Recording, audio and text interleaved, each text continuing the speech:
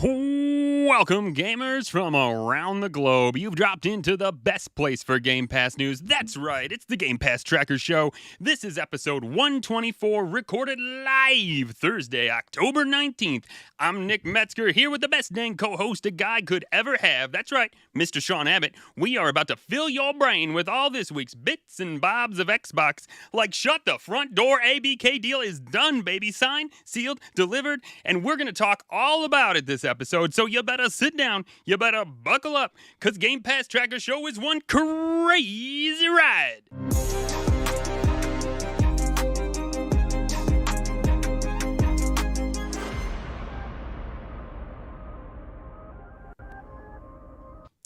What's up, Sean? What is up, Nick? What is up, everybody? Welcome to today's show. We just want to thank you all for being here. Your favorite Xbox Game Pass podcast, the Game Pass Tracker Show. You can find us on pretty much every social networking site. Go in, just search for @Game Pass Tracker. And if you have any thoughts, any questions, don't hesitate to shoot us an email like Bruce did this week. show@gamepasstracker.com. That is show@gamepasstracker.com. And if you like what you're hearing, we'd love for you to leave us a review on your go-to podcast and app of choice. It really helps us grow.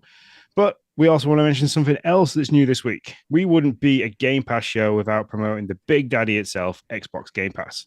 So if you love Game Pass, you love our show, and you want to support, head to the link in the description and sign up to Game Pass within the next 24 hours from the Xbox.com website.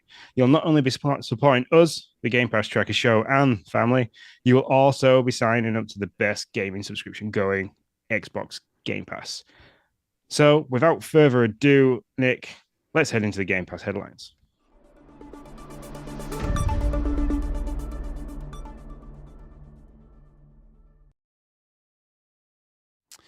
Sean Abbott, we got games. We got Game Pass drop. It's fantastic. We have all kinds of stuff to talk about today. It's going to be an awesome show. We thank everybody for being here. So out last week, we started with the big one itself, Forza Motorsport, which we won't spend much time with because everybody knows what it is. And you're gonna break it all down for us here later on in the podcast, I know. And then next, October 12th, last week, if you're looking for a fun... Hey, listen, if you were like, Redfall's too scary, you're looking at me. I know, that's me. Well, From Space, my friends, is like a kiddo's version of Redfall, and it is fun, and it is fantastic, and I'm going to talk more about it later in this episode, too. That dropped October 12th. And then out this week, we had Like a Dragon Ishin, which I will just say, take up the sword as Sakamoto Ryuma and venture to Kyoto to find your father's killer, clear yourself of a framed murder, and restore your honor. And then after that, sir, out today, we had F1 Manager 23. You know anything about that one? I don't know a great deal about it. I did download it to get it played because I absolutely love if you're an F1 fan like me, and you've been watching F1's Drive to Survive on Netflix, you get a nice behind the scenes of like Toto Wolff, Christian Horner, Gunther Steiner. These are the guys that are on the box art. You get a behind the scenes look at how these guys operate, and it's absolutely hilarious. Like, I am not kidding. Gunther Steiner is one of the public person in my eyes to watch on that show. So I was like, I could go in, I could be my very own Gunther Steiner. I could be like, hey, look, Gene, these fucking guys, they're doing this. So I could go and do that myself and play the game. I haven't downloaded, I haven't got to it yet because I just got too tied up in Forza Motorsport. So. Well, yeah, and that's a great point, Sean. I mean, it's a tough deal for you guys who love the motorsports things. You got this, you got Forza. It's like, what are you doing? Where are you going? So, are you driving, or are you more like, it says manager? Is there driving in this, or are you just doing statty things like tweak the wheels? You're just doing the stats. So if you like Football Manager, anybody that likes Football Manager and has played Football Manager, this is the Football Manager of motorsport. So you are literally controlling and operating a team. So you become the team principal. You make the decisions on who to hire, who to fire. Yeah, it's all that. All right, all right. Well, that sounds great. That sounds fantastic. I can happy for those of you who have it out there on PC coming out next week, October 24th. As you know, it was pushed for console, but for PC, available day one. City Skylines to raise a city from the ground up and transform it into a thriving metropolis in a long-awaited sequel to the smash hit city building game. This is like the Sim City when I was a kid, okay? And I'm older, so so like that was like the big like city building game, and now it's this, which is it's a pretty fantastic game. I've played City Skylines. I love it. Yeah, and you might have seen me asking the question of I thought this was pushed till spring 2024, but it's not. That's just console only that's pushed till then. So Hmm. if you enjoy yourselves a good SimCity style sandbox game, like get into this because the first one apparently was amazing to play. So Yeah, yeah, it's real good. And then next, I will say, these games couldn't be more separate, and I will go with the one that's obviously me. And then that same day, you can go with the one that's obviously you. So October 26th, out everywhere. Been waiting for it for a lifetime. Miniko's Night Market. Welcome to Mount Fugu, sorry, a cozy Japanese-inspired village with a great mystery to unfold. Join Miniko in her new hometown, where she'll make new friends, collect and craft whimsical items, revitalize the once thriving night market. I'm so excited for this. I can't wait. Now, if you're like, what the hell? I don't care about this stupid crafty game. Well, Sean's got a game for you dropping the same day. yeah, so they went ahead and they remastered Dead Space, which was already a fantastic game. You played as I think the main character is called Isaac. You play as him. Um, there's not a right lot else I can say about this. If you've played the original, then go and play the remaster because it's just absolutely crazy. I can't wait for this. It is what I'm going to be playing. Well, it's going to be playing what I'm playing the day before we go away on holiday. We go away next week, so I can't take the Xbox with me, even though it's a slight possibility that I might try and do that. But I don't think the wife will be too happy. But I'll try. I'll try and sneak that one by. But yeah, this is definitely something that I'm going to be visiting over the holiday period, the Halloween holiday period, anyway. So I definitely give it a go. Yeah, man. And for those, if you're like, I don't really know much about it, but it's so this. I do want to say this is only out for Game Pass Ultimate. That is very important. This is an EA Play game, so if you got the core, Yeah, then you don't got this, unfortunately. Sorry to say. and Also, and yeah, go ahead. I was going to say, if you haven't got the car, I would. If you haven't got the ultimate, I'd upgrade to the ultimate because it's worth every penny for games. Just for games like that, this is a huge AAA game from EA, so it's worth every penny getting this. Yeah, yeah. So use our link. Use the link. That's right. Also, Frog Detective, also coming out October 26th. My goodness, like there's just so many things coming out next week. Available now on PC, but coming to Game Pass, Xbox consoles. Play as a detective in 3 silly mysteries. Finding clues and questioning suspects is just part of the job for such an experienced frog as you. It's like a So, kid's version of the Ace Attorney games, is what it sounds like. well, I was going to say it's like that, but also isn't it quite apt that there's a Detective Pikachu game coming at some point? So they've now gone, oh, look, we need a cute animal Yeah, detective game that's actually a for Game really good Pass. point. Like, forget you, Pikachu. We got a frog. Take that. I absolutely love it. Frog uses lick. You know what I thought? I was gonna be like, "Hey, frog you, Pikachu. We got Frog Detective." Um, coming out October 31st. So now we're a little past next week. We're into the week after next. But Jusant. Jusant, my friends, is available day one, available everywhere. Embark on a climbing adventure in Jusant. Master your climbing tools as you ascend a mysterious, ever changing tower. Enjoy an atmospheric soundtrack and breathtaking biomes, accompanied by an enigmatic ballast. I don't know what the hell a ballast is, Sean. Do you know what that is? Do you know what they're talking about? I feel like I should know what Um, that is. What's a ballast? ballast. Isn't that like something in a Isn't ballast submarine? usually some? Yeah, I'm going to say, isn't that like something that keeps you afloat? Yeah, So, yeah. give me Did you ever that. read something and you're like, a ballast? What are you accompanied by? Okay, anyways. Sean, what also comes out October 31st that doesn't accompany you with the ballast?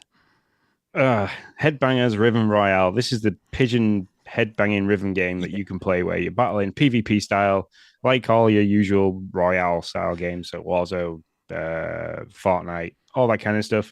But this is a rhythm style battle. So I'm assuming if you don't keep to the rhythm, the person who's doing it better would probably come first, is all I'm saying. So I'm going to read directly from the Xbox website for this. Have you ever looked at a pigeon and thought, what is going on in your head? Yes, I do that quite often. Well, think no more. Headbanger puts you and 29 others into the eye of a pigeon while you battle it out on a rhythmic challenges to find out who is the ultimate master headbanger. Compete against each other in mind-bending musical minigames. Screw over your competitors with power-ups and pull and collect crumbs to customize your pigeon in your very own way.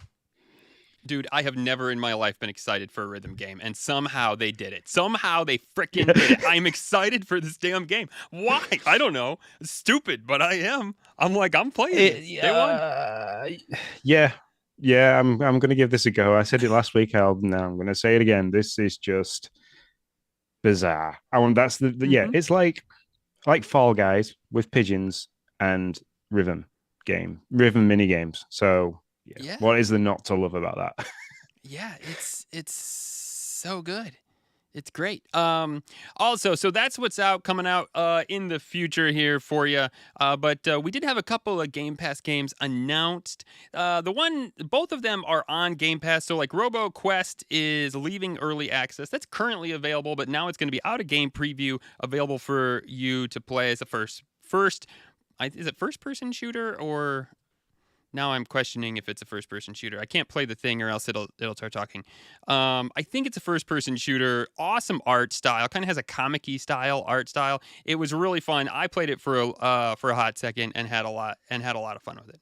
What I'm excited about, being the crafting fanatic and the farming and all that stuff, Coral Island is also coming out of game preview mode. Not only is it coming out of game preview mode, it's currently only in PC Game Pass, but now it's going to be all the places. It's going to be on console. So if you like that, if you're interested in those kind of games, that's available November 14th, whereas RoboQuest is available to you right now, but coming out of early access on November 7th.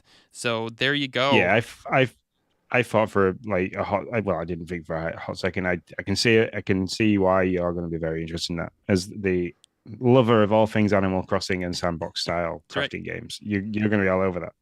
So, to be fair, I might even try it because looking at the game art for it, it looks very picturesque and pretty chilled. As long as it's not got what gets me with those kind of games is that when it becomes like a huge menu within menu to craft stuff, where like Animal Crossing, when I played that, wasn't a menu within menu. It was pretty easy. It just became pretty tiring and repetitive when you couldn't craft more than one thing. So that's the one thing I wish they'd always added to that. So if they've gone along the lines of Animal Crossing, but you can craft like large amounts of things at once, this would be quite an interesting game to play. Yeah, for sure. 100%. What's leaving? We got a whole new bevy of games leaving October 31st. Sean, what is it? So we've got Gunfire Reborn, Kill It With Fire, which, by the way, is a hilarious couch co-op style game where you are basically killing spiders in your house with everything and anything you can get your hands on. We've got Persona 5 Royale. If you were a big fan of the Persona franchise, you definitely need to give this a try before it goes away, because it was a big announcement when they came to Game Pass. So there's that. The Signalis and Solasta Crown of the Magister. That sounds about right. I always get the difficult ones. Yeah, that's right. So they're all leaving October 31st. You've got a while to play those games. Yep. So get yourself interested and get them played. A lot of those games you could probably finish within the time span as well. Maybe not Persona 5. I was going to say, or just Persona 5. You can finish all the others, or just Persona 5. Those are your choices. Yeah, I was kind of surprised actually to see Persona 5 leaving. I didn't think that would be happening quite yet. So no, haven't we got another drop of Persona games coming soon? So maybe they're just trying to keep them on on a what do you call that when? Anyway, yeah, that thing. Yeah, keep you interested, keep you loaded, make you be playing the games. I will say I've played Gunfire Reborn. That was a fun co-op-y shooter. You liked Kill It With Fire. I mean, obviously, Persona 5 Royale is loved. I had a good time in Signalis. So there's a lot. There's some good games leaving, but we got a bevy of awesome games taking their spot. So I think So we are a-okay. very quickly, Yeah. Xantetica. Sorry if I'm pronouncing this wrong. I've got several screens in front of me opened up. He's saying you can finish Signalis in under 1 hour on PC using commands. So Well, there you go. if you're a speedrunner and want a game to speedrun before it goes, give that a go and hit this guy up. He might be able to give you some hints and tips on how to get those commands down. Yeah. So, as I always say, if you're interested in any of these, you have till October 31st to beat them or buy them with your 20% Game Pass sub. And if you need a Game Pass sub, we can help you out. Yep. Remember, if you're looking, like I said, remember that. Check out the link below or the link in the description. And if you listen to this as a podcast, it'll be at the bottom and I believe at the top of the description. So sounds good. Sounds good. On to anything else before we go on to the X feed, sir? No, we've got a couple of games that are on the free to play. We're going to talk about one of those in our feature story, but there is a couple of them out there. Check our Game Pass Tracker Twitter page for all that information. They've recently dropped a post about which games are in free to play. All right, we'll do on to the X feed.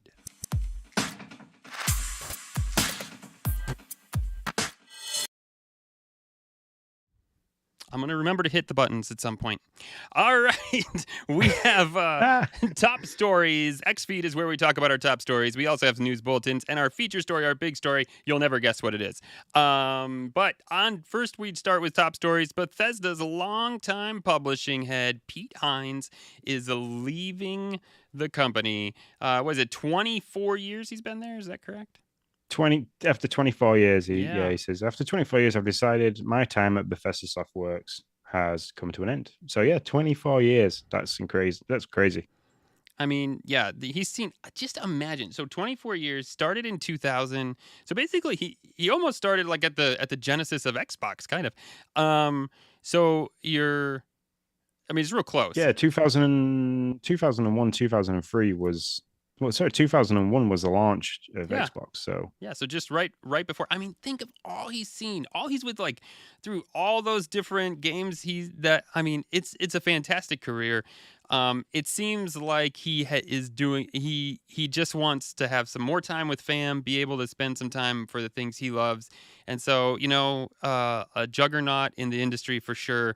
So it's always good to see somebody go out and like this. And what a way to. What an absolute way to finish as well. You deliver you deliver Starfield. Yeah. It's like, there you go, massive, huge game in its genre, and be like, right, okay, I'm done. I'm gonna go stick my feet up, smoke some hoagies, and watch everybody play this game for the next 10 years. Yeah, man. It's just really cool. You don't see it enough anymore where people just have this awesome career and then they kind of ride off into the sunset in the most awesome of ways. And when it happens, it just needs to be applauded. And I know there is a tweet out from Phil, basically giving him a bunch of props too. So I'm sure he's going to be missed. Like that's the other side of this coin. Like 24, you're losing a studio head with 24 years experience that you kind of now need to figure out how to like fill his shoes, right? Like that's one. I don't want to be the guy that's got to fill his shoes. I mean, but two, I guess the other part of that is they're part of Xbox now, so maybe Xbox can help them find the right person, the right talent to make that happen. So, yeah, I mean. Like you say, he's probably seen so much, and he's worked very hard with games. You've got all the Skyrim, or that lore of games sat there doing its thing. So he's kind of pointed the company in the right direction and the course for this. So it's really interesting to see what happens next. See who fills that, and if they continue to steer Bethesda in the right direction. And I'm assuming with all the coaching that he's the next person is probably going to have, and you're pretty sure after 24 years of being in a company, no matter how much retiring you do, for a fact you're still popping into the office every now and then, waving at everyone and dropping it. And so, yeah, he will probably still have years and years of wisdom to give to people. So Yeah, this is his baby. He's not going to be like, "Yeah, see you later, sink or swim. I don't care. I'm out." No, he's going to be like, "Listen, you need something? Give me a holler. Like, we'll chat it." I just from I mean, I don't know the guy personally, but just from his public face, he just seems like a real like he really is all about the people and about the industry and about doing what's right. So, really happy for him. On to our next story. Limited Run CEO claims Walmart maybe dropping physical Xbox games soon. And we kind of have an email going for this, right? we do. We so as we talked about at the beginning of the show, if you want to email us any questions or anything like that, you can do at show@gamepasstracker.com. And Bruce, who has been a fan of us when we were our previously named podcast, who has come with us into Game Pass Tracker show, has done it. He's the first one to email. So thank you very much, Bruce. He says some French at the beginning, bonjour les amis, which I'm pretty sure comes to hello, gentlemen. We hope it did. We hope that's what it means. Yeah, my French is very rusty. I haven't done it since I was 13. So, congratulations on your upgrade. I'm really excited for you both. Since Disney's launch of their streaming service, Disney Plus, DVD and Blu ray sales have deteriorated in Latin America and Australia and have ceased distribution of physical media to those parts of the world. Now, Best Buy has confirmed that they will terminate sales, DVD, Blu ray, and 4K discs altogether, but video games will not be impacted. Walmart is rumored to follow suit. In my opinion, it's only a matter of time that video games will suffer the same impact. Already, half of the physical disc games are simply a key to unlock it from inside and download it fully, and the other half require a download to play it properly. So what he's saying is, when you buy a game and you open it up, there's not a disc in there anymore. There's just a card with a product key, which you then have to input onto your console and download it to play. And this is the one that really sucks because it breaks away from that day one release. Open the disc, put it in, get really excited, play the game, to then be hit with like a 100 to 150 gigabyte download before you play it. So because of that, we can never really own anything anymore. I kind of regret not waiting a little longer and purchasing the Series X and the Series S for the fact that my neighborhood library has his actual library where you go for the books, or the bibliothèque, has loads of video games to borrow from the Nintendo Wii U, Switch, PS4, PS5, Xbox One, and Series X. So he's allowed to get 6 games at a time for a month, and they can reserve games as well, so they can placehold those for themselves. A very long-winded email on this, and it's great because I love getting stuff from Bruce. He is very inquisitive. He's always very good with his facts. So the question for the show, which I don't know if we can answer it now or answer it later, is does your local library have a video game section where you can loan? Mine does have Switch games, but not any other games. Not like Xbox or PS5 or anything like that. So I looked into this. I looked into it, like I literally went on the Facebook page for my local library, and they still have the section for discs and Switch games. The library isn't fantastic. The back, they don't have all the most up-to-date games because it's a public funded library, so they probably just rely on people donating stuff in that sense. Apart from books, they're pretty good with getting the new up-to-date stuff. So yeah, I mean, that is one way of doing it. If they do cease all physical games and things like that, and people like and have that enjoyment of putting the games in, then go into your local library or something like that. I mean, will we see a rise of like the re-release of Blockbuster, which would be interesting, where you can go and hire your games for a week? Gamefly's out there. They're still doing their thing.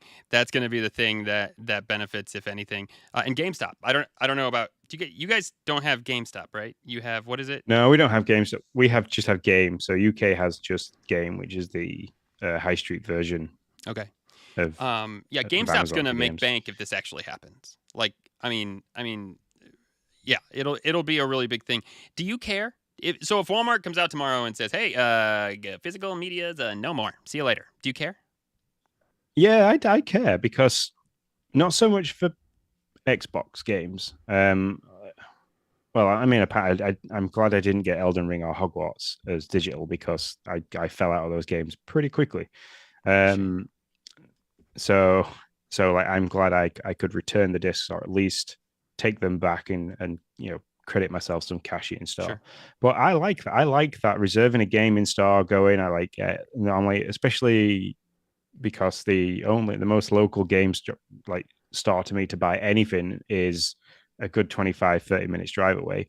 It's like I have a rapport with the people behind the till. Like they know who I am. I come in, I talk to them. They know I do content creation for stuff like this. So um, you know, I can stand, I can have a chat and bits and pieces like so. I like that. I like the rapport. I mean, Hmm. I'm old school when it comes to buying stuff. Like I'm the kind of guy that'll probably annoy most people in a supermarket. I will stand and I'll have a chat with the cashier, like, how's your day? You doing okay? And like and stuff like that. So that's the kind of person I am. So I'd miss that side of the physical thing because it's you're going out, you're interacting with real people.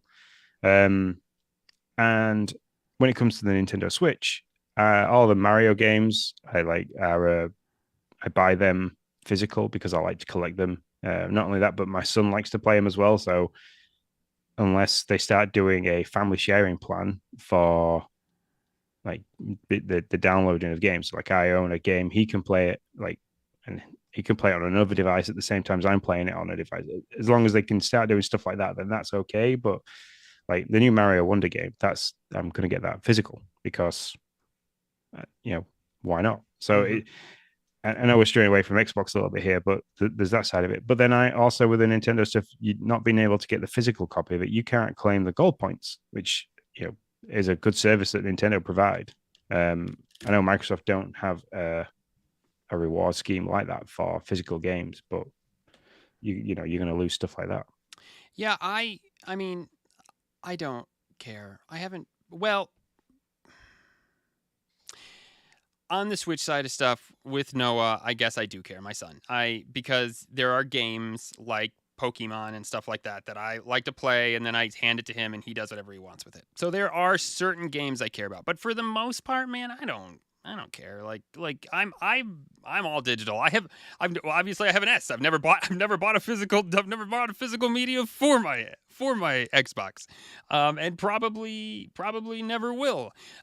Um, and so I don't really care. I know there needs to be a conversation about how do we save some of this media, which there's a lot of organizations dealing with right now, of like how do we make sure we preserve, not save, but preserve some of this, for history's sake. And I'm down to try to be there for that, and I totally agree that needs to happen. But on a like, oh my gosh, we need physical discs, quite frankly, like Bruce hit it on the head. Like when you even if you open up the cartridge, whatever, the box, and there's a disc in there, good on you. I would love for somebody to find out, if you put the disc in, when's the last time you've been able to put the disc in and there not be any update to the game? Just like old school, you could put the Um, disc in and play it, and they didn't want you to update at all. Nothing. Which means, Nothing. Yeah. yeah, that never happens anymore. So you are always going to need to do something. Like if you find these games 30 years down the road and the server no longer exists, then you're gonna put that game in and they're gonna be like, you need an update to play this. So best of luck. You're stuck. So I don't know. Um, I think we're there's a handful of gamers who are fighting this push for digital, and I appreciate where they stand. I certainly don't hold anything against them, and I hope that Xbox and the big three work with them to make them feel heard. But at the same time, I think it's a tidal wave that they are not going to be able to work against, unfortunately. Yeah. So I mean, it could be an age thing. It could be because like, well, I'm 37 this year. You're a little bit older than me. 103. No, I'm 41. Hey, you look good for 103. What's your secret? Um, I bet it's manscaping in the shower. I bet that's the secret. I'm not going there, Sean. You don't even think you're going to drag me into that one. Keep talking. But it for me, it could be a nostalgia thing. This generation, like this generation of gamers that are all like, or like who are PC gamers, especially PC gamers who have been using Steam for their games and downloading them that way, have probably never had that like rushing home. Like I can remember queuing up. Modern Warfare 1, the first Modern Warfare that came out on the Freaks. I can remember going to a game in York, which is a city near me. I can remember going there for a midnight launch. I was there at 11:30, stood outside the store. Fucking November, so it was freezing. I think I took my girlfriend at the time as well, and she was really impressed about this. But yeah, we were stood there in York outside the store, and like the queue was huge, and then you get everybody in the store just before midnight, and then everyone's like celebrating, yeah, and then they start giving out the copies of the game. It's like you'll miss that, you'll completely lose that, and I loved that, and that so like. As a gamer and I love the gaming community as much as there can be absolute toxic people out there. The majority of people in the gaming community, and I'm going to say this because most people that interact with us on Twitter and Twitch, you guys are golden, and I absolutely we never really see the toxic side of gaming for me anyway. So having that like physical community there in that store at that time was huge. It was awesome. And if you stop doing that physical release, you're going to lose that. That's fair. I can see that. All right, moving on. Video games make money even though they're on Game Pass, which seems to be often an argument of like, well, if you're on Game Pass, you're not going to make any money because it's not going to happen. Well, guess what? According to Circana, according to that was almost cool. I almost did a good job. According to Circana, they say based on physical and digital purposes, ranked by dollar sales, the top 10 games in the US, number 1 happens to be a pretty big Game Pass drop, Mr. Starfield himself. So guess what? You can drop a game on a free sub and still make a shit ton of money. How do you do it? You offer $35 to get that game 7 days early, and you get schlubs like me that just toss money at that sucker. That's how you do it. And Phil figured it out, and God bless him for doing it, because I am all here for it. So there you go. I absolutely freaking love it. Yeah, I'm going to be interested to see how many people bought the expansion, or not expansion, the early access to things like to Forza Motorsport. Yeah. I wonder how many people did the week early. And they have, like you said, Phil's got it right. They've marketed it so well, like so well. Like let's make this huge game, but let's give everybody an early access to it on the Game Pass subscription, so we still make money off the back of them, as well as making money off people buying the game. And let's make the early access a little bit more expensive, because people are going to want to get a hold of that really quick. And let's make that more expensive. So let's make more money that way. They have cracked the code with this. Well done, Phil, and well done everybody at Xbox Game Pass for this. And I'm not even mad at them. They did it in a way where I'm not like, I can't be mad at them. They're giving the game to me for free. If I want to be patient and wait 7 days, I get the game for free. But they have it at a price point to where it's like, it's at that price point of like, well, it's $35, and I mean, I'm getting the game free. I get it with Game Pass. Okay, you don't got to be like telling me. I get it. But to me, it's free because I'm already paying for this thing. So it's like, well, $35 for 7 days early for a game that I'm absolutely like can't wait to play. Sure, why not? I'll do that. Oh, and by the way, I get a few extra little goodies too. That's fantastic. God, I love it. I freaking love it. I'm down for it. Yeah, and like I said, the price point is perfect. It's what we used to pay for a game. Yeah. And it's like, you've got me there because I want it so bad. And then, like, yeah. So, like, this time around with Forza Motorsport, it dropped. The early access release dropped at a bad time for me. It was when I was working my bad week, which, like, for you new listeners, every 4 weeks I work a 72-hour week. So if a game drops in that week, I'm just not getting to it. It's just impossible unless, like, I don't sleep, which I normally don't do anyway, but I no. So it came back. Otherwise, I'd have dropped for it because that game is freaking awesome. Yeah, I'll talk about it more later. But yeah, they'd have had me there. And I think it was the same with Starfield. Starfield got dropped in early access Oh yeah. on bad week, so I need to Oh swap yeah. shifts. Okay. Yeah, you gotta be like, listen, you gotta send an email to Phil and be like, listen, Phil, we gotta schedule this better. Okay, come on. No, also, real But quick. yeah, Oh yeah, go ahead. Sorry. so like otherwise I'd have done that. And that'd have been 60. That would have been £60 of my actual card cash that I'd have spent this month on. Sorry, this year on games on Xbox, which I haven't done for a very long time. So Yeah. Yeah, also, I do want to mention Lies of P has sold 1 million copies despite its inclusion on Game Pass. Now, that does include all the platforms. So, sure, there's a lot of PlayStation users that are buying that game that got that number to where it was. I don't have Xbox alone numbers, but they did announce that they did just hit 1 million copies. So, kudos to them, man. You can be on Game yeah, Pass and be successful. I don't want to hear any yeah. shit about that not being true. And if you haven't tried Lies of P, you can check out our good friend Hambone Johnny. He's streamed a couple of games of it. It's great. So head over to him. Here you can see what it's like before you try it or before you buy it. There you go. Our quick news bulletins. Diablo, we'll talk more about this, but Diablo is free to play as of today. Today, 19th through the 22nd, all Xbox players. Let me repeat that. All Xbox players. I don't care if you got a Game Pass sub or you don't. You get to play this game free of charge for the 19th through the 22nd at your own, do it at your own will, because if you get sucked in, it's not their fault. If you end up paying the money on the 23rd, that's on you. So this game is pretty addictive. You might love it so much that you're gonna be paying some cash. There's also a free 10-hour game, a 10-hour gameplay trial as well. So bulletin: Minecraft surpasses 300 million copies. Holy crap, that's hard to fathom. That's a lot of copies of a game. That is, man. Kudos on them. Congratulations, guys. Congratulations. And I probably own 4 copies of it. Believe it or not. I bought it on the Xbox before it was one of those that you could play for free. I've got a copy of it on the Switch. I think I own a copy of it for the PC. Even though I don't have a PC, I ended up buying it on the PC as well. So that's free copies. There you go. And I probably own it somewhere else as well. I own only one on the Switch. And then we also play on the Xbox every once in a while. So those are our news bulletins. Again, congrats to Minecraft. On to our feature story. Holy crap, guys. Like 20 months in, it is done, folks. Is it 20 months? I don't know. I lost track. I did the math once, but then my mind, I don't know. I can't remember anymore.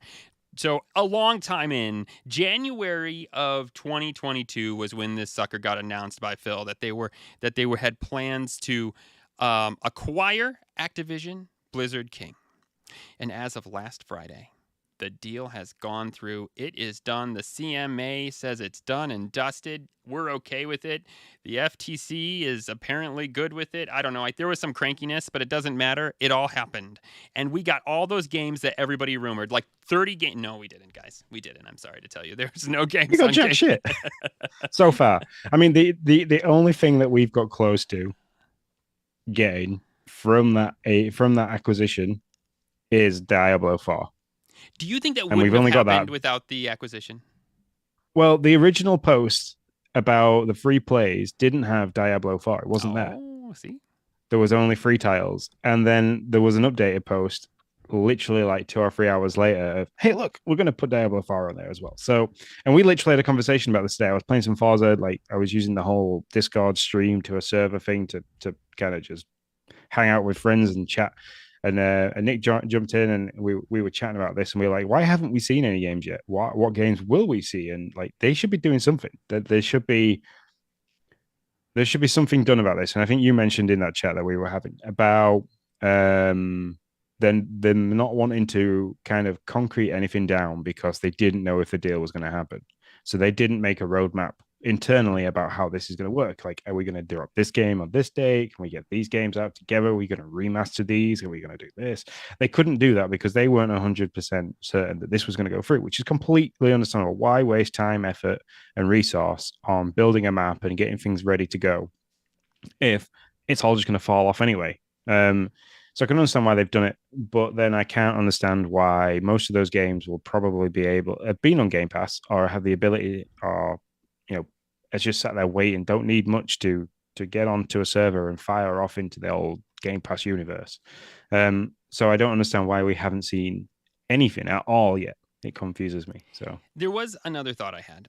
Now I remember a while back, like I don't know, 5-6 months ago, the CMA released something that they said like, "Hey, listen, not only are we canceling this, but we at this point are putting a stop on any partnerships or collaborations between the two of you until we have this court document." It was something like that. Paraphrased, might not be exact. And so I wonder if in that Phil said, "You know what, guys, we can't be like, sure, no partnerships, no collaborations. We got it. Yep, good." And then like when the minute this deal drops, be like, "This is on Game Pass. This is on Game Pass. This is on Game." Because once you do that, then you're like, "Oh, so you there were partnerships, there was collaborations." I I don't know. Like, I'm not a lawyer. I'm a guy in front of a mic podcast, and so, but it makes sense to me if you say you're going to do that. If you say you're not going to do that, and then you throw games on immediately, it pretty much means you collaborate or partnering in some way behind the scenes while this thing was working its way through the litany of legal acquisition stuff. So I don't know, like I said, but I think that might be another reason, maybe why it happened. So Phil's initial comment on Friday when this thing dropped, he had a handful of things to say.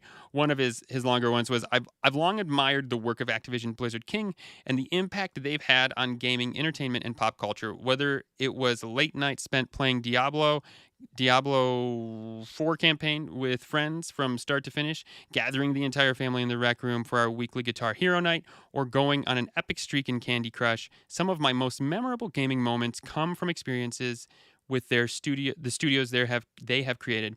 It is incredible to welcome such a legendary teams to Xbox. So, kudos to them. Kudos to Phil. That had to be like, I mean, I'll had a lot lose a bit of his life trying to like figure that out, and the stress from that I cannot even freaking imagine. So man, that team went through some stuff, so I'm happy for them that they got it over the finish line. So yep. I will I mean, what go ahead. What are we going to talk about? What games would you like to see coming soon? Like, I know there's a big thing. I mean, yeah, I mean, our social team at Game Pass Tracker have been putting out posts about mascot changes. Like now, Activision is now part of Xbox Studios. Do we want to see a change in the mascot? Because usually, like we've had this conversation loads. Who is the official mascot of Xbox? And we always say, oh, it's Master Chief for Halo. But now they have Activision Blizzard King and all the subsidiaries underneath that, so Treyarch, Infinite Ward, all that kind of stuff. Are we going to see a complete shift in mascot? I think we do need to see a shift.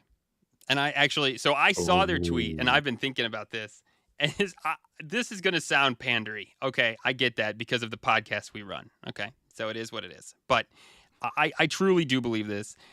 I think Xbox needs Game Pass to be its freaking mascot, and they need to let the studios have their mascot, whatever it is. So that is literally like they need to, and they're pretty much already doing it, but Xbox needs to push Game Pass in the front. I mean, you already think of Game Pass when you think of Xbox. So that's their freaking mascot. That's who they are. And when you enter Game Pass, you see all the studios, the bevy of studios they have, who all are amazing and have their own centerpiece character, and let that character speak for that studio within that. That's personally like when I started to think about it, because I saw that post, which by the way, the Game Pass Tracker social is freaking amazing. The team is awesome. We got Brian McHenry in here. Shout out to him and a bunch of others who just do amazing work. Like if you're not part of that Twitter social, you should be. Like you should be. Follow that team. They put out some awesome stuff, and you will know exactly when the stuff drops. You'll know about it. So when I look at it though, that's what I think. I don't know. What do you think about that, Sean? Now you've said it. I completely agree. I don't know how you can mascot the Game Pass thing. I They need to know, I maybe know. work on a decent logo, or have Phil's face. Let's generate an avatar of Phil, like the Pip boy from Fallout. Just him just giving the thumbs up. That can be like with Phil's face. There we go. Mascot of Game Pass done. That'd be awesome. It'd be so cool. But no, they need a way. I mean, the logo. They used to have the logo. They used to have the sweeping arrow Yeah, with yep. Xbox Game Pass. So Neon they arrow. had like yeah, and I initially think of that as Hmm. soon as I think of Game Pass, I think of that logo. But because it titles under Xbox, I still think they should have the bragging rights to 343's Master Chief, Sure. and they should use it. For me, it's iconic. Anybody that I think of Xbox, and I initially think of Halo straight away. Yeah. So I think of the tinted visor, the green helmet, Hmm. bit battered and stuff like that. I think of Bethesda, I instantly go to Doom guy because that's the way I am with Bethesda. I absolutely and ID Studios is Doom all over it. So and that's where I go to for that. So when now there's like you said, now they've got this acquisition done. I completely agree. They need to start pushing the studios independently from within inside and having their mascots in each one. And the fact that you can say like welcome to Xbox Game Pass, and boom, up there you've got Crash Bandicoot, Master Chief, you've got the little princessy king looking thing from Candy Crush. You can have all that up there. You can have them Hmm. walking. You can update some of those avatars, give them some different colors. Bring them in to farm under the Xbox umbrella. Um, but yeah, to me there is no one official, like I say, there is no one official avatar for Xbox. There is now an absolute livery of them, Hmm. and you've got some mega looking avatars in there. Like Crash Bandicoot is just awesome. Yeah. He's one of my favorite ones to see. He's got the giant eyebrows, the Fonzie style thumbs up everywhere. So Yeah, and that's the yeah, other thing. And actually, I should know the post. I'm sorry, I should have looked at that before I just say this. But somebody in there said, "Hey, just do it situationally," and that's not a bad decision either. That's not a bad way to look at it either.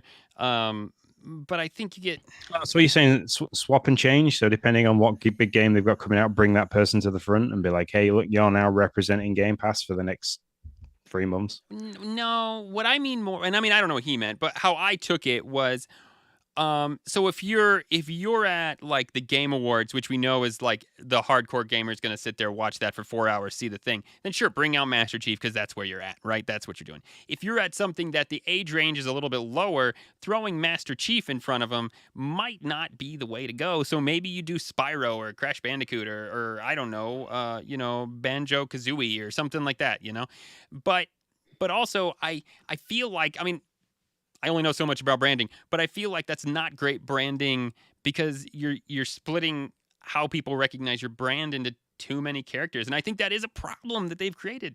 They've bought all these amazing studios. Each studio had its own like mascot. And now they're one big studio of many studios with mascots and they're kind of like, well, I don't know which one to choose. And I Yeah. and everybody loves Xbox for their own reason, right? Like some people love them for Master Chief. And I mean, that's what got me here. Playing late night LAN party Halos at college. Like that's my story. That's why I'm here. Like that's what made me fall in love with Xbox. But some people are all about Doom guys. Some people it's like Skyrim's the thing, which is hard because it's an RPG. You make your own character. It doesn't really have a character.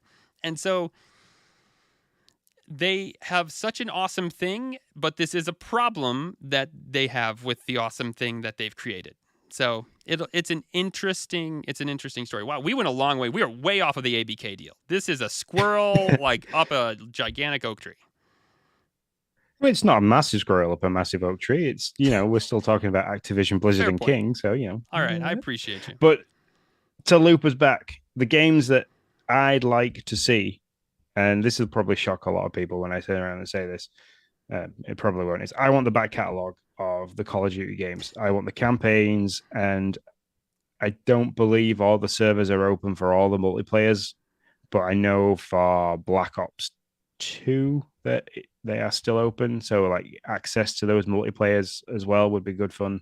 But yeah, I want to go back and I want to play the campaigns that I didn't play when I should have been playing them when the games were released because I was too busy trying to be an absolute wreck on the online. So Yeah, I'd I'm like those. I'd like Tony Hawk's Pro Skater 1 and 2, even though I own them.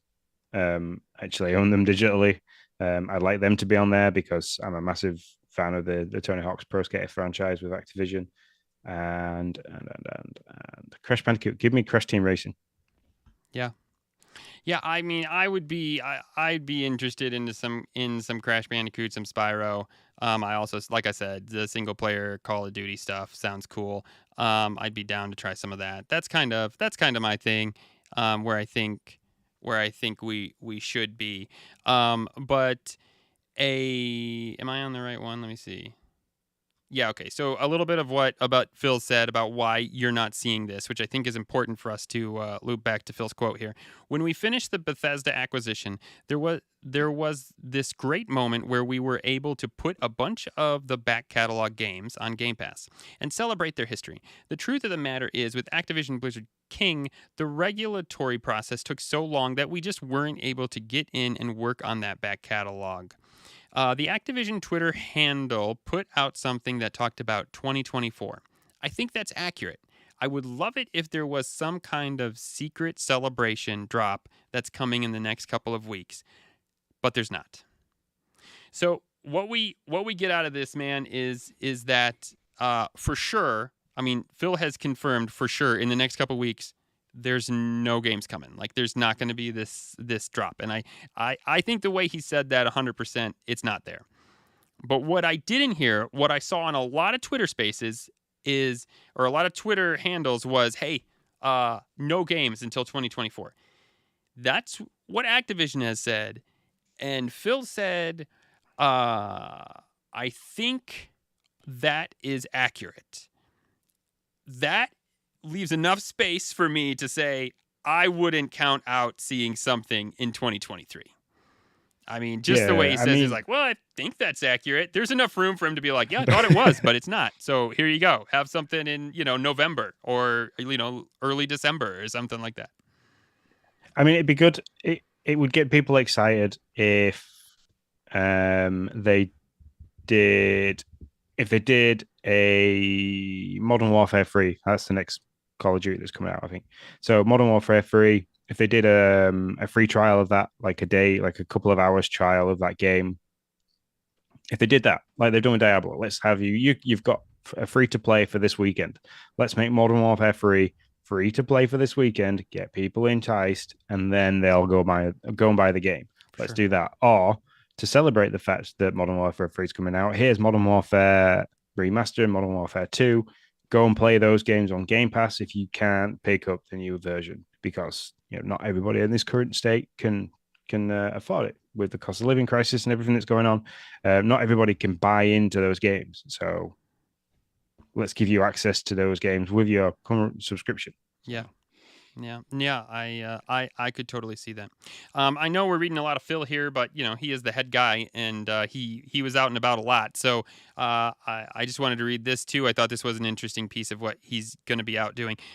Phil says, I think the regulatory process took so long that it almost felt like the goal itself was to get through the regulatory process. And that's just the beginning. In fact, this evening, I'm flying to Stockholm to see the King team. It's a team I don't know that well, but I'm really excited seeing the teams. The following week, I'm going down to Southern California. I'll go to Blizzard. I'll go see Activision. And to me, when I think about where we're trying to go, it always starts with the teams. And I think his statement there is very important of like, hey, you guys view this as the end. And it is the very, very beginning of a whole new chapter. Like, we're like, it's over. But Phil's like, no, man. It is just beginning. Oh, yeah. They've only just dragged this over the starting line. So it was in Parc-Fermé. Everything, that's a reference for Formula One if you don't. So it was in Parc-Fermé with all this. Like, it was done. They had everything ready, but they couldn't touch it. They couldn't do anything with it. They couldn't do any work on it until it was over the starting line. As soon as that thing's gone over the starting line, I was like, right, quick, get it in the pits. Let's get the wheels off. Let's get this done. Let's get this sorted. we know they've got loads of stuff that they need to do. So yeah, feels like, hey, you guys are really excited, but I'm going to be in for a really busy holiday period going forwards. I've got some work to do. He's got some air miles to put in if he's going all over the place. So Yeah, seriously, good on him. Hope he brought his backbone so he can get some stuff in. Or he's got a Steam Deck. Let's be honest, so he's gonna be using that. So good on you, Phil. I don't know anything else we want to touch on the ABK deal. nope. I mean, other than I'm excited for games that are going to come, Mm-hmm. I'm constantly refreshing the recently added just in case there's anything shadow dropped. But if you do want to know, if you do want all your news about any games that are coming and any news about it, be sure to keep an eye on our Game Pass Tracker socials, and yeah, that's probably where you're going to get the most of the news. Yeah, for sure. I said this last episode. I'm happy, and let me be honest. As an observer, as a person that just kind of reports on what we're reading, I learned a shoot ton about acquisition, Sean. Like a lot about regulatory, about the process, about the whole thing. Like that was kind of fun, but I'm glad it's over, and I'm glad to now be ready to play some ABK games, whatever that looks like. So, one more thing before we move on. I know, I'm sorry. We should be moving on. I know we're already like almost at an hour. But anyways, whatever. Do you when do you think we will see King games? And what do you think we'll see with that? This is a topic that we didn't touch on last week, and I thought, dang it! And so I meant to put this in there, and I didn't. Like King is the mobile arm of this whole gig. So what do you think they're gonna do with that? Like he mentioned that first. Hey, listen, I'm going to see King, a team I don't know very well. What do you think their plans are with that? Um, I don't know. That is interesting because I I don't know. Maybe some content in what's it now? Candy Crush. Maybe some kind of Yeah. content in Candy Crush. Like a section of like levels in there that you've now got to go through that have got like backdrops from games within in Game Pass itself. But I don't know. I don't know how they work because I mean King makes some pretty good mobile games that are Mm-hmm. really sturdy and strong. Sure. So I don't know. That's the unknown is what are they going to do next with that? Okay, so let me ask you this question. Do they make Candy Crush and that mobile? Do they bring that mobile thing that you pay, dips and dabs of money into? Do they bring that into the Game Pass ecosystem as some type of like mobile pass, mobile Game Pass, something like that to bring more people into their Game Pass subs? That's a shoot ton of people, Maybe I don't right? know. I mean, that's a ton of people that opens it up to that gets open to Game Pass who would a lot of them being more casual mobile players would probably never think about being Game Pass sub otherwise. Yeah, I mean they have a huge opening into the mobile market with this, Yeah. and it's probably one of the reasons why he wanted to go out there and sit with them and be like, look, this is what we're gonna do, and this is like how it's gonna run, or Mm-hmm. like how I'd like it to run, or what can we do? What can we like? As in, you guys are awesome. We're awesome. Let's make some awesome stuff together. So that's maybe why it's Mm-hmm. out there. Yeah. So. All right. We'll talk more about the mobile maybe next week. Sorry, I know I threw that on you. But for right now, let's head over to the dashboard.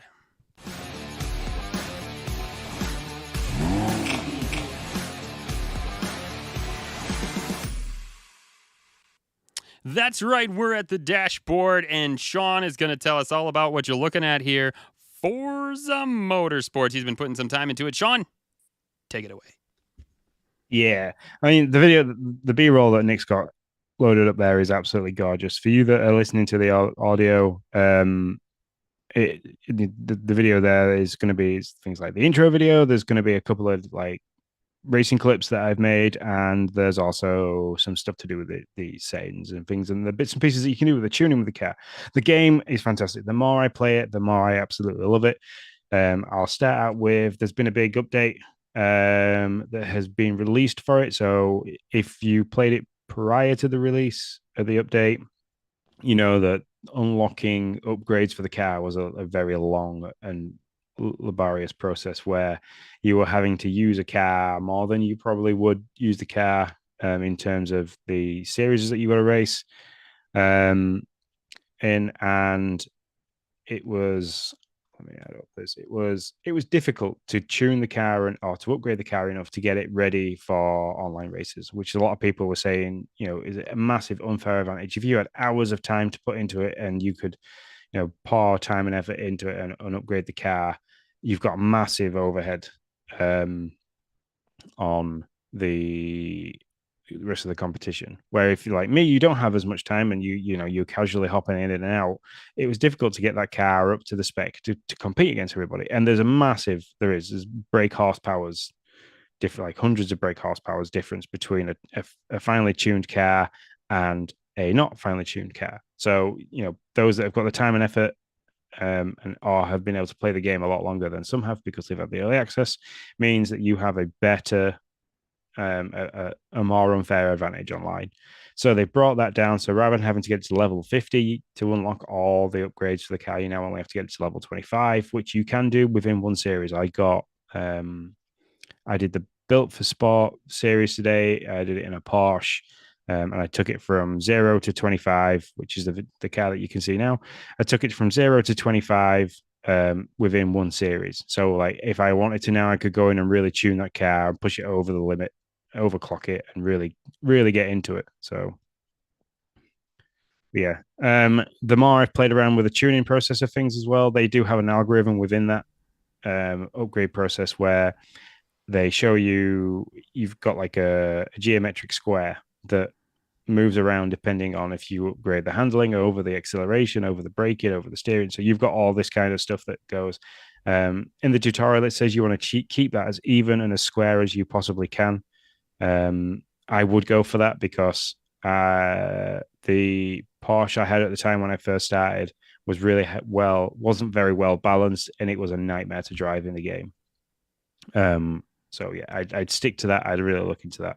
But the in-depth like analysis that you have within this game is fantastic. The graphics are great. I haven't had any issues graphically. I haven't had any issues with anything. I found out today that I could listen to Spotify while I was playing it. So I was driving around, racing around, listening to like all my favorite songs. I'd been to see Blink 182 live recently, so I had like their set list playing as I was driving, which was good fun. It just reminded me of doing the school run, but a lot faster.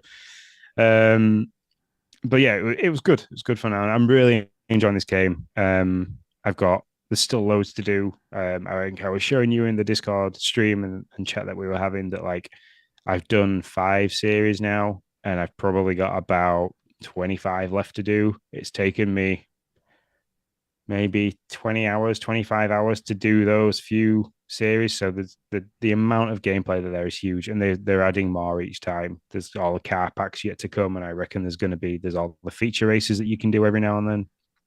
So it's good fun. Yeah, you were like, "Oh, well, I got 6 left." And I was like, "Oh, you almost beat it. You only got 6 left." And you're like, "Well, no, there's like 4 or 5 hours worth of stuff in like each one of these." And I was like, "Oh, okay." So yeah, that's crazy. It looks great. I'm happy to hear that it seems to be free of any real technical issues, and it looks pretty, and it does what they want it to, and it does what you want it to. More importantly, and so kudos, man, and good on them for putting it out. It is making me want to get a steering wheel so bad. And I mean, like, I would happily clamp it to the coffee table where I'm sat now. I'd clamp the steering wheel to the coffee table and sit on the floor and play it. It is, yeah. That is my only downfall is that I'm using it via controller. So if you're looking for this B-roll and you're thinking, wow, you're making so much adjustments to the steering wheels. No, it's because I'm on a controller. So the stick constantly wants to drift back to the middle because that's what it's designed to do. So you're constantly having to fight it, and after a while of racing, your thumb gets kind of tired of having to just fight that stick over all the time. Sure. And you get no feedback. So you're playing this game solely on watching how the car is either spinning around or not spinning around. So It starts with a steering wheel, and then it's brakes, then it's a shifter. Before you know it, you got a whole damn car right there in the living room. So and Lindsay's gonna be like, I "What the hell is going on here?" Yeah, she knows though. She knows what she was getting into when we got married. She knows I'm a big motorsport fan. She is, to be fair. We're both excited for the Formula One this weekend. It's in Austin over your side of the world, Sure.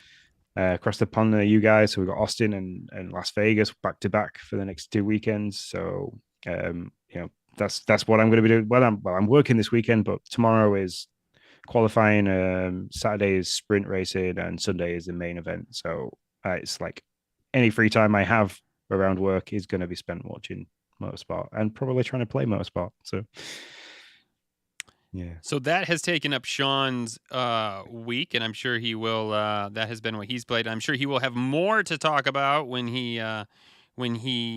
next week when we podcast. We will jump back over to the two-player podcast here, just like that. So for me, I have played a couple of games. Ishin Like a Dragon, which was a pretty good game. It's definitely a remastered game, which, to be fair, Sean, when we talked, I didn't realize that it was a remastered game. So I need to back off a little because I was like, this game looks old. Well, guess what, Nick? It is. Duh. That's what you get. Somebody whack me. Somebody just fly over here and whack me up across the head, Sean. For a remastered game, it's pretty darn fun. And what I love actually is it's got the old beat 'em up style Yakuza, where you can. You got all the different things you can do, from parrying to grabbing and tossing and punching, and you're just beating people up. And so that part is a lot of fun. There's a lot of text to get through, which, if you're used to these games, you know that they exist. There are some old gaming mechanics, as I was telling Sean, that kind of get frustrating, where it's like you see this wide open space and you start running towards it, and all of a sudden, like, there's just this invisible barrier, and you're like, oh, I guess I can't go there, even though there's nothing there. It's just not what you're used to in modern gaming, but that's okay. The heart and soul of Like a Dragon is in this, and if you love those games, then you should certainly give this one a go. The next one I played, From Space. I teased this up in the beginning. This is your Redfall for kids. It's it's a co-op game, top-down shooter. You get recruited to fight aliens. It's a lot of fun, and there's no blood, there's no nothing like that. To be honest, the aliens kind of look like the ghosts from Luigi's Mansion. So it is a blast. And so I had about 2 hours of time into it. Had a great time playing. Funny stories. You meet this guy, and it's the same kind of thing too, Sean. Like, you know how you had the vampire nests that you had to take care of? You meet this guy, and he's like, yeah, there's some alien eggs over there, and they're in front of my distillery, and I can't get my alcohol, so I can't help you unless I had some, like, courage juice. So if you go do that, then, maybe I'll help you. And so then you gotta, like, walk over there and shoot these aliens and these, like, alien egg nests, and they all pop out, and then you get him his alcohol, and he's like, all right, I'll help you. Thanks for that. And so, yeah, it's just funny writing, fun time. Good. It's a fun Game Pass game for sure. A couple more things I'll mention real quick. Everybody knows I love the Nintendo, and so Super Mario Wonder's coming out. Shout out to that. So I had to clear the docket. Pikmin 4. It's officially out, is it not? Not from. I think it's midnight for me, so I don't think so. I don't know. Okay. It could be out. I don't know. I could be wrong. I can't play it until this afternoon, anyways, when Noah's home. I promised. So. There you go. I see. You're such a good dad. Yeah, I can't do it. Yeah, no, he's super pumped. So Disney Illusion Island, beat that. Game is so much fun. If you got kids, play it. Good co-op-y platformer. It's a Metroidvania for kids. It's super fun. Pikmin 4, God bless that game. It's done. So it's done. That's all I'm going to say. Talked enough about it. It's done. I did all the things, except for that damn gold bar, and I'm not going to find 1,000 of those little freaking purple things and make that happen, so it can die there, along with those 2 leaflings that I left. So that is what I've been playing. But for Game Pass, From Space, really fun game. Ishin Like a Dragon, good game. If you like the Like a Dragon series, do it. If not, still give it a shout, but you just know it might not be your cup of tea. So that's my stuff. Anything else before we shoot into party chat? I don't know. What are you looking to play? We always talk about what we've played. Other than Mario Wonder, of course. What are you looking to play with the stuff that's coming out next. You silly goose. In a week, I'm going to be playing Miniko's Night Market, my friend. That's the only thing that's going to drag me away from Super Mario Wonder. Miniko's Night Market is the thing next week that I will certainly be playing. That's it. That's the only Game Pass game I'll be playing next week. I guarantee it. I might try to play Cocoon. I haven't beat that yet. I only have like 2 hours left if I do the math. So I'll probably play some Cocoon. I'll play some From Space. I'll play a shoot ton of Super Mario Wonder, and then I'll play Miniko's Night Market. Yeah, I'm going to be playing. I'm going to give F1 Manager 23 a go. I'd be interested to see if that's via touch controls on the cloud. If I can get that on the iPad and take it to work with me, and it's like as Dusk Falls was. So there was like rather than having to pair the controller, I can do it with the touch controls on the screen.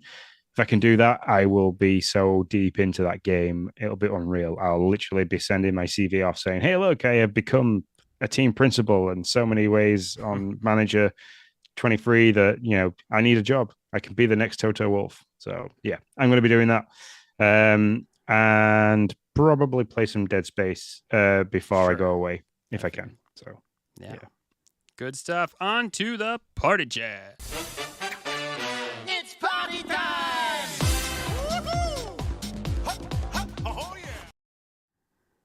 All right, this is a time where we chat with you. You can give us questions, and then Sean and I just catch up. That's what we do. We just have a little moment. We catch up. We're dad gamers. We see what the fam's up to. We see what we're doing. All that fun stuff. So how's life, Sean? Yeah, it's been good. It's been very busy. Lots of cool stuff happening. I had a really busy weekend. Took Lindsay to cuddle some cows, which is exactly as it sounds. This is the. I mean, Lindsay loves it, so that's great. But it's like the great. I just don't. So yeah, and what happened while you cuddled cows, Sean? Do you want to tell us or no? So one of the okay, well, let's go with the interesting fact about cows. Cows really like grass. They do love grass, but wet grass isn't very good. And I didn't know this. This was something I learned while I was there. So every day is a school day. They don't like, or at least their stomachs don't like wet grass. They can't handle it. So normally when if you ever come across a cow and you see a cow patch, usually quite chunky looking. A cow that's eating a lot of wet grass will basically pour out of its butt. Like everybody water. Just like, okay, well, we're good, thanks. So I was given this. I was brushing this cow. I had like this brush that I could put on my hand, and I was brushing it, and I was like giving it a cuddle. It rested its head on me. It was mooing every now and then. It was really cool. It's like I'm shit scared of animals that are bigger than me. One of my big fears: horses and animals that are bigger than me. And it stood up, and as it walked off, it kind of it crapped everywhere. And I was like, oh, nice. And the people that run the show at Dumble Farm, big shout out to those. If you're listening in the UK and you're close to the Beverley area, go check out them out if you want to cuddle cows or feed goats and stuff like that. It's an awesome place to go to. And they were like, oh no, that's normal. Don't worry, the stomachs aren't 100% like that. I was like, oh, okay, fair enough. And it was wagging its tail as it was going along. I was like, oh, okay. And they're like, well, this cow's really calm. Go cuddle this cow. Go cuddle the cow. So I was like, sat there shit himself. Yeah. So I'm there and I'm like, oh, the back of my neck's really wet. I wonder, looked up to see if anything was dripping from the ceiling. I was like, I can't see anything. So I put my hand down the back of my neck to kind of move my jumper a little bit. And as I took my hand back out, I was like, oh, great. I got cow shit down my back. So yeah, I got pooped on by a cow. Not directly pooped on, which I'm glad, but yeah, it was good time. It was good. I enjoyed it more than I thought I would because of the worry of huge animals, and it was lovely to see Lindsay so excited and happy. She was she had an absolute blast. Highland cows, by the way, which are the ones that she loves the most, are so mischievous. It's unreal. They've got some really great personalities, which is surprising. It doesn't surprise me. Animals have personality too. How a cat's an absolute knob, but they all had their own personality. There was one called Chip, which was really mischievous. He kept trying to stick me with its horns and stuff like that, and things like that. And then there was one called Meg, which didn't like being washed, and it kind of threw a paddy and just chucked itself on the floor and things like that. It was just interesting to see. So, And then on the Sunday, I went to see Blink, one of my favorite. That's awesome. My favorite crappy punk rock band. That picture you sent of that And of that place, of that arena, was just like crazy, super packed, super huge, Yeah. crazy. So, and yeah, I really enjoyed that. It's live. Their new album's out today as well. So I'm like sat here, it's 3 o'clock in the morning. I'm like, I might not go to bed. I might just put my headphones in and listen to that album while I wait for the audio to come to me. So, but yeah, that's it. It's like busy weekend. And then like we've had stuff with the kids this week, people all to different places. So yeah, just crazy busy. How about you? How's it been going for you? You had much more gigs with show Skybound? No, not there. I will say before we move on to what's life like for me right now, I am shocked that you have a, I mean, and it's fine. We all have our own thing going, but you have a fear of large animals, yet you work at a place that can like fry you to death in like a quarter of a second. Like you like I mean, it's all cool. We all got our own thing, but I'm just saying. I was just like, Yeah.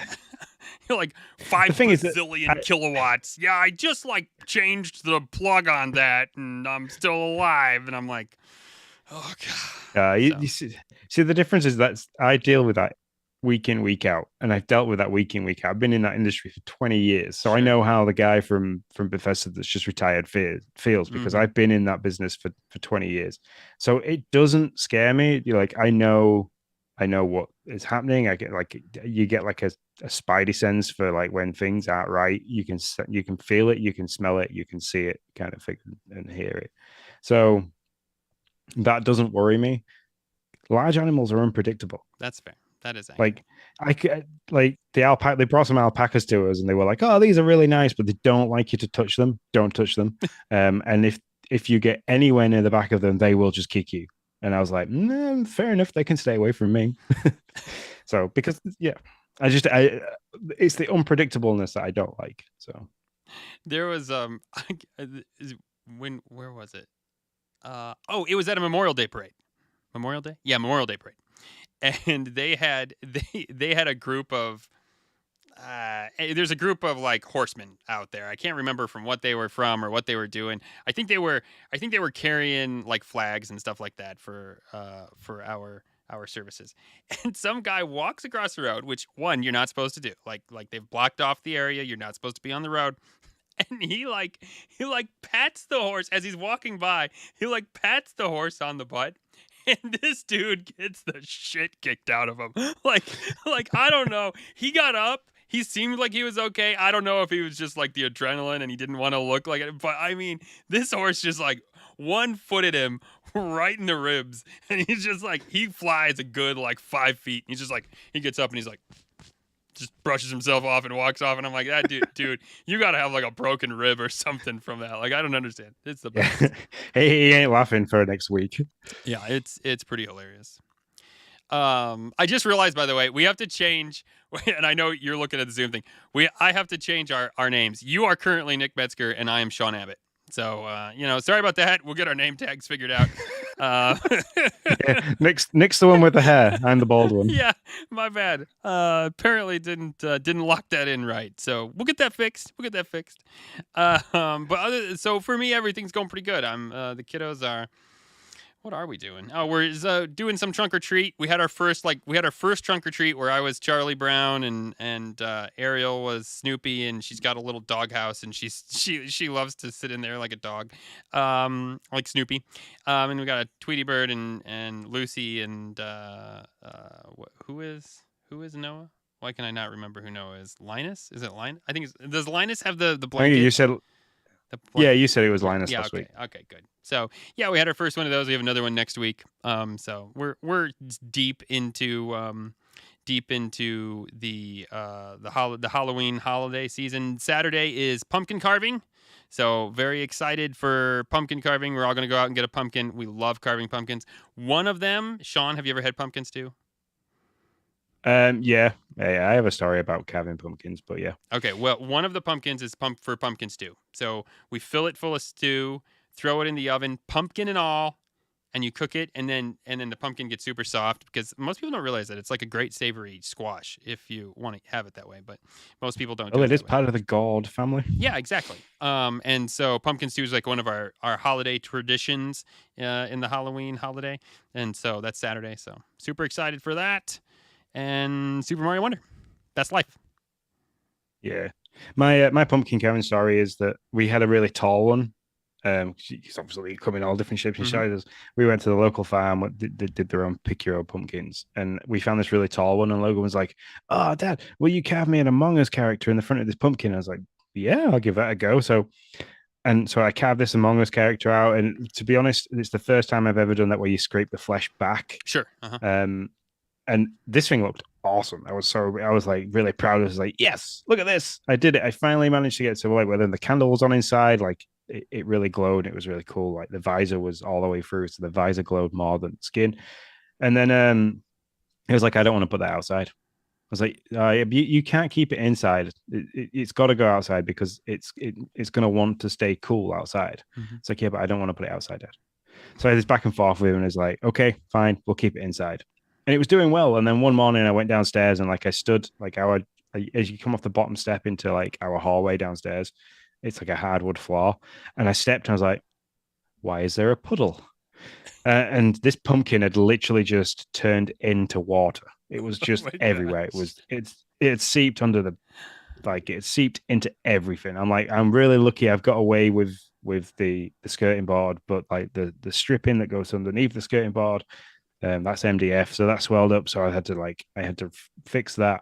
It didn't ruin the hardwood, which I'm really glad for. He hadn't got into the hardwood because that's really well sealed.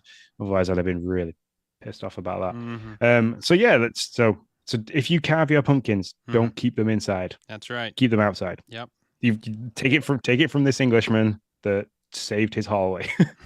That's our public service announcement for this episode. If you carve a pumpkin, put it outside. All right. Yep. Well, Nick Metzger, you want to take us away? Take us out of this thing? I certainly will. Sean Abbott. So it's been awesome. This episode's been great. We've had people in the chat back and forth early on. I'm assuming that a lot of those people, it's getting late over there as well, so they've got family stuff to attend to. But thank you very much, everybody, for showing up. Remember, if you want to send us an email or any kind of feedback or ask any questions, you can shoot us an email at show@gamepasstracker.com. Head over to everything's at Game Pass Tracker for all the social media stuff. X is probably your best place for all the most up-to-date news, but we're on Facebook, we're on TikTok, YouTube, everything, everywhere. It's fantastic. And don't forget, if you are going to be signing up for Game Pass anytime soon, or you have, like, with the holidays coming up, you're purchasing a console for somebody, remind them about our link. It's in our description. Send them that. It helps support us, and at the same time as subscribing to an awesome service. And thanks very much, Nick, for yourself, and thanks very much for the social team for pushing us, and for our moderators in the chat everywhere. Thank you very much. And until next time, guys, we shall see you later. See you later, guys.